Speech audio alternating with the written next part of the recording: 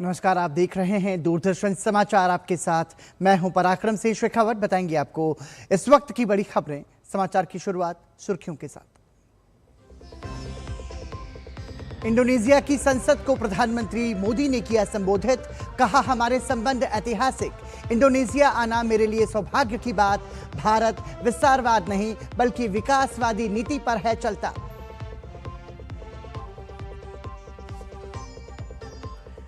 Indonesia में प्रधानमंत्री नरेंद्र मोदी को मिला सर्वोच्च सम्मान। बिंतांग आदिपूर्णा सम्मान से नवाजे जाने पर जताया आभार।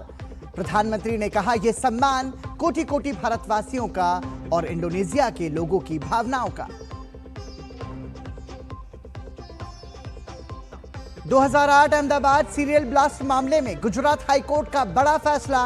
38 दोषियों की फांसी और 11 दोषियों की उम्र कैद की सजा रखी बरकरार। फ्रांस के राष्ट्रपति इमैनुअल मैक्रों के दौरे के बीच सीरिया में जोरदार बम धमाका। होटल के पास हुए ब्लास्ट में कम से कम 10 लोगों की मौत की खबर, 20 घायल। फ्रांस के राष्ट्रपति मैक्रों सुरक्षित। महाराष्ट्र में मुसीबत वाले मॉनसून से जनजीवन प्रभावित। पुणे में पिछले 2 दिन में 22 जगहों पर हुआ भूस्खलन, जबकि दिल्ली एनसीआर में हुई हल्की फुल्की बारिश। और सुर्खियों के बाद खबरों पर नजर विस्तार से। प्रधानमंत्री नरेंद्र मोदी ने इंडोनेशिया की संसद के संयुक्त सत्र को संबोधित किया। प्रधानमंत्री ने भारत इंडोनेशिया की मजबूत दोस्ती को रेखांकित किया। प्रधानमंत्री ने कहा कि भारत और इंडोनेशिया के बीच जो सद्भाव और विश्वास है, उसे हमें अपने नागरिकों के लिए नए अवसरों में बदलना है।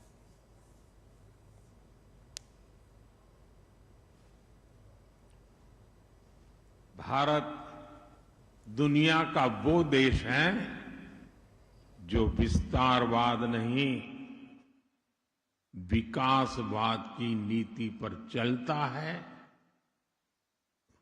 और इसलिए हम भारत में कहते हैं,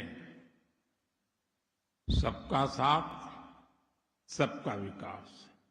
हमारी राजधानियां भले ही हजारों किलोमीटर दूर हो, लेकिन समुद्र में हमारे बीच केवल 150 किलोमीटर की ही दूरी है। दूसरे देशों में समुद्र भले ही सीमाओं और दूरियों का कारण रहा हो, लेकिन भारत और इंडोनेशिया के बीच समुद्र दूरी का प्रतीक नहीं रहा। समुद्र हमारे बीच एक सेतु है। ये हमारे साझा भविष्य का केंद्र है। इंडिया, इंडोनेशिया और इंडियन ओशन, ये नाम हमारे आपसी जुड़ाव की गवाही देते हैं। हजारों वर्षों तक हमारे पोर्ट्स दुनिया को जोड़ते रहे।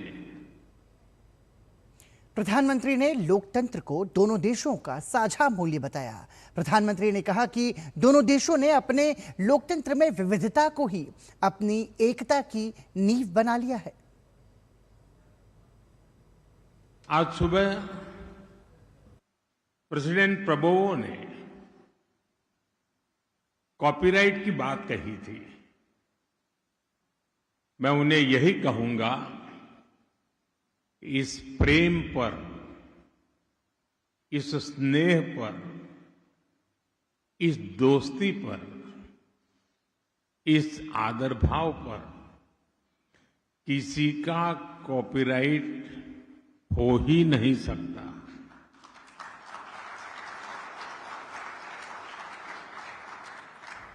प्रेसिडेंट प्रबोवो से मेरी मित्रता कॉपीराइट की सारी सीमाओं से परे है। प्रधानमंत्री ने कहा कि भारत हिंद प्रशांत में स्वतंत्र नौवहन का समर्थक है। प्रधानमंत्री ने आतंकवाद के खिलाफ भारत इंडोनेशिया को एकजुट बताया। आतंकवाद जैसे विषयों पर भारत और इंडोनेशिया दोनों की एक राय रही है।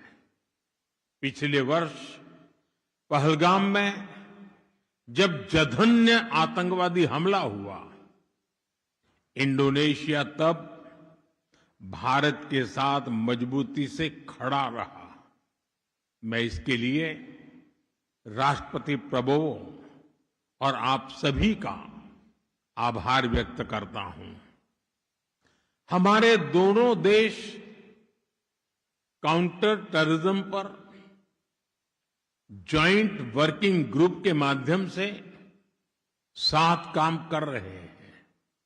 इंटेलिजेंस, साइबर थ्रेट्स, आतंकी फंडिंग और डी रेडिकलाइजेशन, इन क्षेत्रों में हम और सहयोग बढ़ाकर दुनिया में शांतिवादी ताकतों को मजबूती दे सकते हैं। प्रधानमंत्री ने ग्लोबल साउथ देशों के सरोकारों के लिए मिलकर काम करने पर बल दिया। प्रधानमंत्री ने भारत इंडोनेशिया सहयोग के लिए गंगा महाकाम का विजन सामने रखा। मैं भारत इंडोनेशिया साझेदारी के एक नए युग का आह्वान करता हूं। गंगा और महाकाम की धाराओं की तरह हमारी सभ्यताओं ने सदियों से विचारों, आस्था, व्यापार और संस्कृति को जोड़ा है। आज उसी ऐतिहासिक प्रवाह को भविष्य की नई ऊर्जा देने के लिए मैं आप सभी के समक्ष गंगा महाकाम विजन प्रस्तुत करना चाहता हूं। ये विजन हमारी साझेदारी को केवल वर्तमान की आवश्यकताओं तक सीमित नहीं रखता। यह आने वाली पीढ़ियों के लिए शांति, समृद्धि, सुरक्षा और शेयर्ड प्रोग्रेस का मार्ग प्रशस्त करता है। इससे पहले प्रधानमंत्री नरेंद्र मोदी का इंडोनेशिया के राष्ट्रपति प्रबोवो सुबियांतो द्वारा आयोजित राजकीय भोज में पारंपरिक तरीके से स्वागत किया गया। इस अवसर पर इंडोनेशिया की समृद्ध सांस्कृतिक विरासत की झलक देखने को मिली। पारंपरिक संगीत और सांस्कृतिक प्रस्तुतियों के माध्यम से दोनों देशों के बीच गहरी मित्रता और आपसी सम्मान को प्रदर्शित किया गया।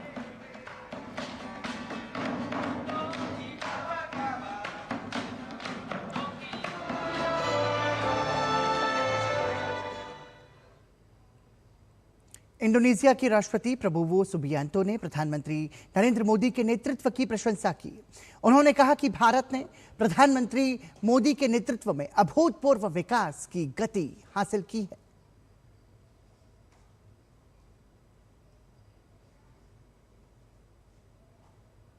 Narendra Modi, Prime Minister of the Republic of India, distinguished members of the Indian delegation, distinguished guests, members of the Indonesian government, ladies and gentlemen. Once again, it is a great pleasure for me to host you, Prime Minister Modi, and your delegation. This visit is very important as a milestone in our relationship.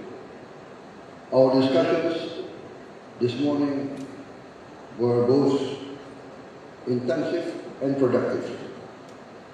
Also, they were forward-looking. We have produced meaningful outcomes, and we are determined to translate these commitments into concrete results that benefit our two peoples. Excellencies, my visit to New Delhi last year left a lasting impression on me. It gave me the opportunity to experience firsthand the richness of India's civilization and remarkable diversity of its culture. Our two nations are bound by centuries of shared identities and enduring ties. Indonesian culture, Indonesian history, Indonesian experience have been vastly influenced by Hindu culture, by the influence of the Indian civilization. In fact, perhaps I would say at least 30% of our language, maybe 40% comes from Sanskrit. Many names of our people really are Sanskrit names. I think our national symbol, the Garuda, I think also comes from Indian or Hindu mythology, Hindu culture. Even our motto, Susanti, Bhinneka Tunggal Ika, I think also has Sanskrit roots. History brought our countries together. We have shared values and common vision forward. Both our nations were colonized by imperialists. We suffered a lot. Both our peoples suffered. And India also had to go through a long period of anti-imperialist, anti-colonial struggle. Indonesia also. And we cannot forget that during our War of Independence, India, I think, was one of the first countries to declare your support for our independence. India actively supported us. Indian leaders sent assistance to us. So this relationship goes very far. I myself, a strong admirer of Indian history, Indian culture. I also want to admit, Your Excellency, I follow your career and I copy many of your programs. I don't mind admitting, because if it succeeds for hundreds of million people with the same background as Indonesia, the same problems, we are nearly the same. We have the same problems of big population. We are agriculture in background. We face many natural disasters. And yet, India has achieved many progress. So I openly admit that I follow your career and I copy a lot of your programs. And it's proving to be successful for us. So thank you very much, Mr. Reddy. I'm very happy there's no copyright to all your program. So, jadi saudara-saudara yang dari Indonesia, ya saya terang-terangan, saya tidak banyak kebijakan beliau ya pro rakyat miskin, ya saya nggak ragu-ragu. Kita ambil yang baik. In fact, just I think yesterday a team from Indonesia just came back from I think 2 or 3 weeks of study of the achievements many Indian groups have achieved in making arid land to be to be arable again with what's called permaculture. So we are studying this closely, and we have a lot to learn, and we are not afraid of learning. प्रधानमंत्री नरेंद्र मोदी को Indonesia के सर्वोच्च सम्मान Bintang Adipurna of the Republic of Indonesia प्रदान किया गया। Indonesia के राष्ट्रपति प्रबोवो सुबियांतो ने प्रधानमंत्री नरेंद्र मोदी को यह पदक प्रदान किया। Bintang Adipurna of the Republic of Indonesia सम्मान उन व्यक्तियों को दिया जाता है जिन्होंने इंडोनेशिया की एकता, निरंतरता और समृद्धि के लिए असाधारण सेवा की है। प्रधानमंत्री नरेंद्र मोदी को विदेशी यात्राओं के दौरान इससे पहले भी कई पुरस्कारों से सम्मानित किया जा चुका है। ये प्रधानमंत्री नरेंद्र मोदी को मिला 35वां अंतर्राष्ट्रीय सम्मान है। विदेशी दौरों पर प्रधानमंत्री नरेंद्र मोदी का सम्मान 140 करोड़ भारतीयों का सम्मान है। इंडोनेशिया दौरे पर भी प्रधानमंत्री नरेंद्र मोदी को वहां के सर्वोच्च नागरिक सम्मान बिंतांग आदिपूर्णा से नवाजा गया है। इंडोनेशिया के राष्ट्रपति ने खुद पीएम मोदी को यह मेडल ऑफ ऑनर पहनाया। यह सम्मान इंडोनेशिया का सबसे बड़ा नागरिक पुरस्कार है। प्रधानमंत्री मोदी को यह मेडल मिलना 140 करोड़ भारतीयों के लिए बेहद गर्व का पल है। यह प्रधानमंत्री मोदी को मिला 35वां अंतर्राष्ट्रीय सम्मान है। ये सम्मान कोटि कोटि भारतवासियों का है। इंडोनेशिया के लोगों की भावनाओं का है। भारत और इंडोनेशिया के ऐतिहासिक और आत्मीय संबंधों का है। मैं प्रेसिडेंट प्रबोवो जी, इंडोनेशिया की सरकार और यहां की जनता का हृदय से आभार व्यक्त करता हूं। इससे पहले सेशल्स की यात्रा के दौरान भी प्रधानमंत्री को guardian of the blue horizon से सम्मानित किया गया था। प्रधानमंत्री मोदी को यह सम्मान सतत विकास, ब्लू इकोनॉमी, पर्यावरण संरक्षण, जलवायु परिवर्तन से निपटने, अंतर्राष्ट्रीय सहयोग और आने वाली पीढ़ियों के कल्याण जैसे क्षेत्रों में उल्लेखनीय योगदान के लिए दिया गया था। पीएम मोदी को स्लोवाकिया के राष्ट्रपति पीटर पेलेग्रिनी ने देश के शीर्ष सम्मान order of the white double cross first class से सम्मानित किया था। पीएम मोदी को नॉर्वे के राजा ने देश के सर्वोच्च नागरिक सम्मान grand cross of the royal Norwegian order of merit से सम्मानित किया। पीएम मोदी को स्वीडन में royal order of the polar star से सम्मानित किया गया।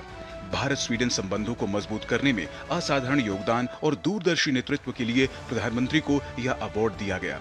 साइप्रस ने प्रधानमंत्री मोदी को grand cross of the order of Makarios third, जबकि रूस ने the order of Saint Andrew the apostle से सम्मानित किया था। प्रधानमंत्री मोदी यह सम्मान पाने वाले पहले भारतीय नेता बने थे। पश्चिम एशिया के जटिल भू राजनीतिक समीकरणों के बीच भारत ने संतुलित और भरोसेमंद साझेदारी की अपनी पहचान मजबूत की है। प्रधानमंत्री मोदी दुनिया के उन चुनिंदा नेताओं में शामिल हैं जिन्हें इजराइल और फिलिस्तीन दोनों ने अपने सर्वोच्च सम्मानों से नवाजा है। इजराइल ने उन्हें speaker of the Knesset medal प्रदान किया, जबकि फिलिस्तीन ने grand collar of the state of फिलिस्तीन से सम्मानित किया। पश्चिम एशिया के अन्य देशों मसलन ओमान ने ऑर्डर ऑफ ओमान, कुवैत ने द ऑर्डर ऑफ मुबारक अल कबीर और संयुक्त अरब अमीरात ने ऑर्डर ऑफ जायद से प्रधानमंत्री मोदी को सम्मानित किया। ग्लोबल साउथ और अफ्रीकी देशों के साथ भारत की साझेदारी भी लगातार मजबूत हुई है। इथियोपिया ने प्रधानमंत्री मोदी को the great honour Nishan of Ethiopia, Ghana ने officer of the order of the star of Ghana, Nigeria ने grand commander of the order of Niger और नामीबिया ने अपने सर्वोच्च नागरिक सम्मान से सम्मानित किया।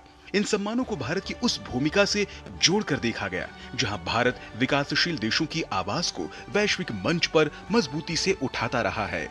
हिंद महासागर क्षेत्र और कैरेबियाई देशों ने भी प्रधानमंत्री मोदी को अपने सर्वोच्च सम्मानों से नवाजा है। श्रीलंका ने श्रीलंका मित्र विभूषण, मॉरिशस ने grand commander of the order of the star and key of the Indian Ocean, Trinidad and Tobago ने order of the Republic of Trinidad and Tobago, जबकि गुयाना, डोमिनिका और बारबाडोस ने भी प्रधानमंत्री मोदी को अपने सर्वोच्च राष्ट्रीय पुरस्कार प्रदान किए। कोविड महामारी से लेकर विकास साझेदारी तक भारत की भूमिका को इन देशों ने खुलकर सराहा है। प्रधानमंत्री मोदी को दुनिया के अलग अलग देशों से मिल रहे ये सम्मान केवल एक नेता का सम्मान नहीं, बल्कि बदलते भारत की वैश्विक भूमिका की स्वीकार्यता है। संवाद, विकास, विश्वास और साझेदारी, यही वो 4 स्तंभ हैं जिन पर भारत आज अपनी नई वैश्विक पहचान गढ़ रहा है। और शायद यही वजह है कि दुनिया भारत को अब केवल एक बड़े देश के रूप में नहीं, बल्कि समाधान और नेतृत्व देने वाली शक्ति के रूप में देख रही है। Bureau report, DD news. यहाँ रुकेंगे एक छोटे से ब्रेक के लिए। देखते रहिए दूरदर्शन समाचार।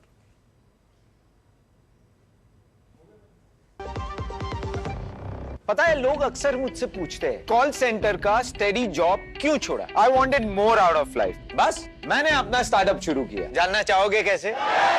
Then start up your own business as an LIC agent. यहाँ सब कुछ है, great products, zero investment, leading organisation and unlimited opportunities. तो क्या आप तैयार है? LIC एजेंट बनो, अब बड़ा सोचो। हमारी वेबसाइट पर जाएं या अपनी नजदीकी LIC शाखा से संपर्क करें। फिर से लेट। बेटी का नया अकाउंट, उनका KYC भी अपडेट करना है। मैं यहाँ नूडल्स बना रहा हूँ और तुम बहाने बना रहे हो। अरे ये तो एकदम झटपट काम है। कैसे? अगर KYC में कोई चेंज नहीं है, या सिर्फ एड्रेस बदला है, तो registered mobile, email, internet banking, letter से सेल्फ डिक्लेरेशन करो। और चेंजेस हो तो घर बैठे video KYC, Aadhaar OTP, KYC से अपडेट करो। सिंपल। ये तो नूडल्स बनाने से भी आसान है। अभी आता हूँ। RBI कहता है KYC सुरक्षित बैंकिंग की ओर पहला कदम। देश की राजधानी दिल्ली को प्रदूषण मुक्त और हरा भरा बनाने की दिशा में आज एक ऐतिहासिक शुरुआत हुई है। केंद्रीय गृह और सहकारिता मंत्री अमित शाह ने दिल्ली में एक व्यापक पर्यावरण सुधार अभियान का शंखनाद किया है। गृह मंत्री ने 70 लाख पौधारोपण अभियान का शुभारंभ करने के साथ साथ दिल्ली वासियों को पर्यावरण अनुकूल सफर के लिए 300 नई इलेक्ट्रिक बसों की सौगात भी दी है। राजधानी को प्रदूषण से मुक्ति दिलाने, दिल्ली को स्वच्छ हवा और हरा भरा आवरण देने के लिए केंद्र सरकार एक्शन मोड में है। 7 जुलाई को केंद्रीय गृह मंत्री अमित शाह ने दिल्ली में एक भव्य समारोह के दौरान मेगा पौधारोपण अभियान की शुरुआत की। इस अभियान के तहत पूरी दिल्ली में रिकॉर्ड 70 लाख पौधे लगाने का लक्ष्य रखा गया है। यह अभियान न केवल दिल्ली के वन क्षेत्र को बढ़ाएगा, बल्कि भविष्य में स्मॉग और वायु प्रदूषण जैसी गंभीर समस्याओं से निपटने में एक मजबूत ढाल साबित होगा। हाई सिक्योरिटी प्रिजन नरेला का शिलान्यास किया गया। स्वचालित वाहन टेस्टिंग सेंटर का लोकार्पण किया गया। 3 नवनिर्मित डेपो का लोकार्पण किया गया। 300 इलेक्ट्रिक बसों के परिचालन का शुभारंभ किया गया। और सबसे बड़ा जो आज के कार्यक्रम की आत्मा है, हमने रीच का पुनर्जीवन करने का, फिर से एक बार रीच को हरी करने का कार्यक्रम आज शुरू किया। इस कार्यक्रम का दूसरा सबसे बड़ा कदम दिल्ली के सार्वजनिक परिवहन बेड़े में 300 नई इलेक्ट्रॉनिक बसों का शामिल होना है।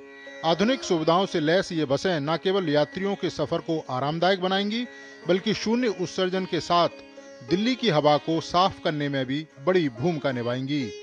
इस पर्यावरण को संरक्षित करने का 70 लाख पेड़ पौधे दिल्ली में लगाने के अभियान का शुरुआत होना हमारे लिए अत्यंत उत्साहवर्धक है। केंद्र और राज्य जब मिल के काम करते हैं, तब बड़े से बड़ा लक्ष्य भी दूर नहीं रहता। केंद्र और दिल्ली सरकार का यह दोहरा प्रयास एक तरफ पौधों के जरिए ग्रीन कवर बढ़ाएगा, तो दूसरी तरफ इलेक्ट्रिक व्हीकल्स को बढ़ावा देगा। केंद्र और दिल्ली सरकार के ये प्रयास आने वाले दिनों में दिल्ली की हवा को सुधारने में मील का पत्थर साबित होंगे। Neeraj Singh, DD news, Delhi. केंद्र और राज्यों के बीच स्वास्थ्य सेवाओं को और मजबूत बनाने की दिशा में एक महत्वपूर्ण पहल के तहत केंद्रीय स्वास्थ्य मंत्री जेपी नड्डा ने आज केरलम के स्वास्थ्य मंत्री के मुरलीधरन के साथ वर्चुअल समीक्षा बैठक की। बैठक में राज्य में चल रही प्रमुख स्वास्थ्य योजनाओं और जन स्वास्थ्य कार्यक्रमों की प्रगति का विस्तृत आकलन किया गया। इस दौरान टीबी मुक्त भारत अभियान, free drug service initiative, free diagnostic service initiative समेत कई प्रमुख विषयों पर विस्तार से चर्चा हुई। बैठक में स्वास्थ्य सेवाओं की गुणवत्ता बढ़ाने, आवश्यक दवाओं और जांच सुविधाओं तक लोगों की पहुंच आसान बनाने के साथ साथ खाद्य सुरक्षा प्रणाली को सशक्त करने पर विशेष जोर दिया गया। वहीं केरलम के स्वास्थ्य मंत्री के मुरलीधरन ने राज्य में विभिन्न स्वास्थ्य कार्यक्रमों की प्रगति की जानकारी देते हुए स्वास्थ्य सेवाओं को और बेहतर बनाने के लिए उठाए गए कदमों से केंद्रीय मंत्री को अवगत कराया।